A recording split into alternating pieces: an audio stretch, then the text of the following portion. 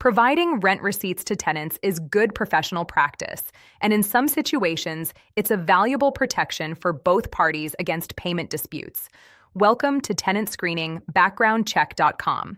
Here's how to use rent payment receipts effectively in Colorado. A rent payment receipt documents that payment was received, the amount, the date, the payment method, and the period it covers. Colorado law does not universally mandate receipts for cash payments as some states do, but providing them is standard professional practice. For tenants paying by cash, a receipt is particularly important. It's the tenant's only proof of payment if a dispute arises. Most professional landlords have a policy of always issuing receipts for cash payments.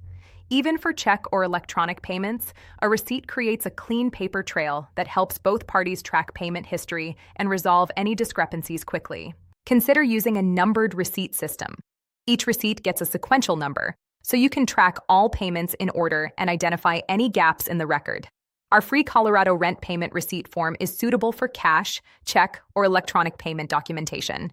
For the free form and Colorado landlord resources, visit tenantscreeningbackgroundcheck.com.